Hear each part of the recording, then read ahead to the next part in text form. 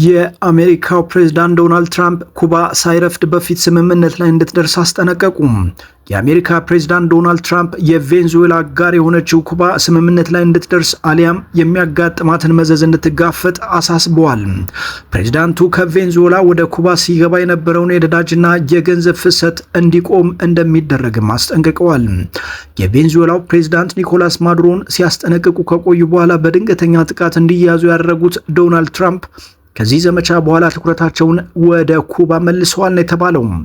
የኩባ የረጅም ጊዜ ወዳጅ የሆነችው ቬንዙዌላ በቀን ወደ 35,000 በርሜል ዘይት ወደ ደሴቷ እንደምትልክ ይታመናል።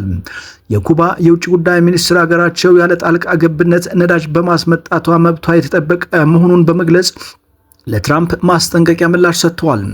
የሀገሪቱ ፕሬዝዳንት በበኩላቸው ማንም የምናደርገውን አይወስንልንም ብለዋል። የትራምፕ አስተዳደር እየተከተለ ያለው ማዕቀብ የተጣለባቸውን የቬንዙዌላ የነዳጅ ጫኝ መርከቦችን የመያዝ አካሄድ ኩባ ውስጥ ያለውን የነዳጅና የኤሌክትሪክ ቀውስ ማባባስ ጀምሯል። የአሜሪካ መንግስት ባለፈው አርብ ማዕቀብ የተጣለበትን የቬንዙዌላ ነዳጅ እያጓጓዘ ነው ያለውን አምስተኛ የነዳጅ ጫኝ መርከብ በቁጥጥር ስር አውሏል።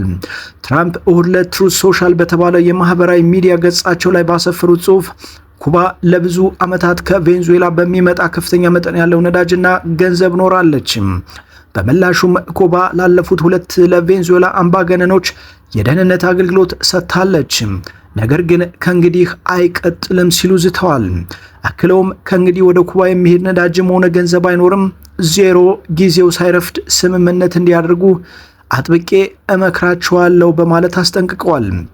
ትራምፕ እንዲፈጸም ስለሚፈልጉ ስለ ስምምነት ዝርዝር ወይም ኩባ ሊገጥማ ስለሚችለው መዘዝ የገለጹት ነገር ግን የለም። የኩባው የውጭ ጉዳይ ሚኒስትር ብሩኖ ሮድሪጌዝ ግን ሀገራቸው ያለ አሜሪካ ጣልቃ ገብነት ወይም አንድ ወገን የግዴታ እርምጃዎች ተገዥነት ከማንኛውም ፈቃደኛ ምርት ላኪ ነዳጅ የማስገባት ፍጹም መብት አላት ብለዋል። ኩባ ከአሜሪካ በተቃራኒ በሌሎች ሀገራት በማስፈራራት ወይም በወታደራዊ እርምጃ ጫና ተጽዕኖ አታደርግም ሲሉም አክለዋል። ትራምፕ ከኩባ ጋር በተያያዘ አስተያየት ሲሰጡ አሜሪካ ውስጥ በአደንዛዥ እጽ ዝውውርና በሌሎች ወንጀሎች ክስ በተመሰረተባቸው ማዱሮና ባለቤታቸው ሲሊያ ፍሎረንስን ለመያዝ የተወሰደውን እርምጃ አንስተዋል። ኩባ ለዓመታት ለማዱሮ የግል ደህንነት ጥበቃ ስታደርግ ቆይታለች። የኩባ መንግስት አሜሪካ በቬንዙዌላ ዋና ከተማ ካራካስ ባካሄደችው ዘመቻ 32 ዜጎች መገደላቸውን መግለጹ ይታወሳል።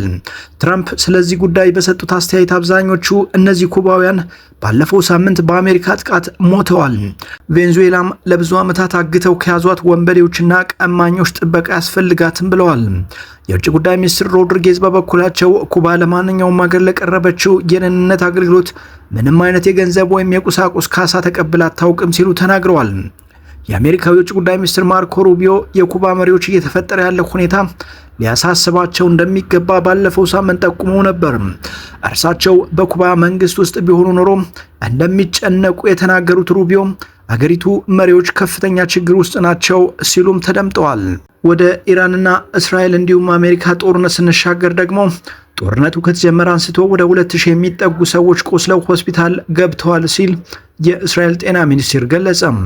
በእስራኤል ከኢራን ጋር ጦርነት ከጀመረችበት ጊዜ አንስቶ 1929 ሰዎች ቆስለው ወደ ሆስፒታሎች መግባታቸውን የሀገሪቱ ጤና ሚኒስቴር አስታውቋል።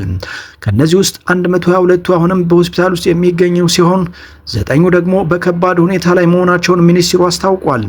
ከቆሰሉት መካከል አንዳንዶቹ በቀጥታ ከሚሳኤል ጥቃቶች ጋር በተያያዘ ጉዳት እንዳልደረሰባቸው ሚኒስቴሩ በመግለጫው ላይ ጠቅሷል።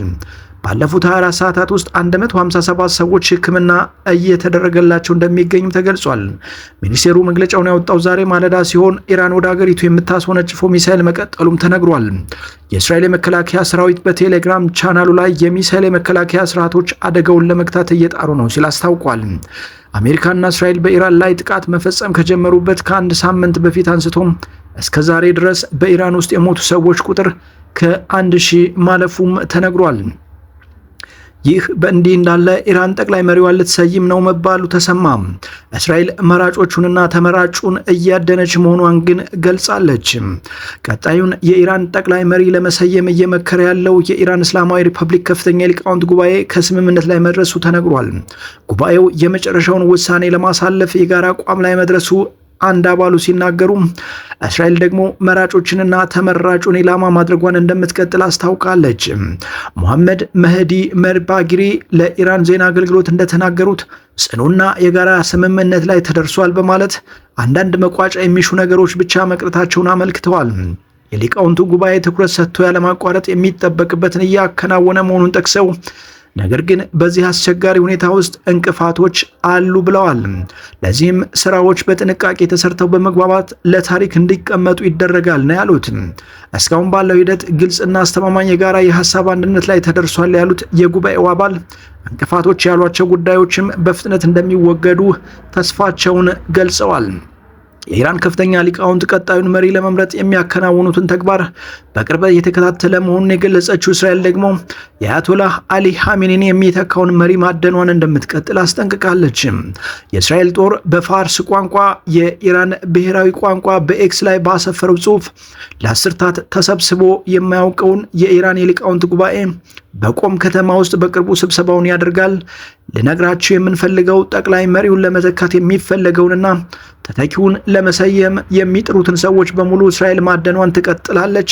ተተኪውን መሪ ለመምረጥ በሚደረገው ስብሰባ የሚሳተፉትን በሙሉ ኢላማ ከማድረግ ወደ ኋላ እንደማንል ልናስጠነቅቃችሁ እንፈልጋለን። ይህ ማስጠንቀቂያ ነው በማለት የሚመረጠውን መሪ ብቻ ሳይሆን በምርጫ የሚሳተፉትን ከማጥቃት ወደ ኋላ እንደማትል እስራኤል አስታውቃለች። ባለፈው ሳምንት ቅዳሜ እስራኤልና አሜሪካ በኢራን ላይ ጥቃት በጀመሩት በመጀመሪያው ሰዓት ላይ ነበር የሀገሪቱ ጠቅላይ መሪ አያቶላ ኻሜኒና ሌሎች ከፍተኛ ባለስልጣናት የተገደሉት። የተወደዳችሁ የቻናላችን ቤተሰቦች ለሰዓቱ ያዘጋጀናቸው ዋና ዋና ዓለም አቀፋዊ ጉዳዮች እነዚሁ ነበሩ። ጤና ይስጥልን።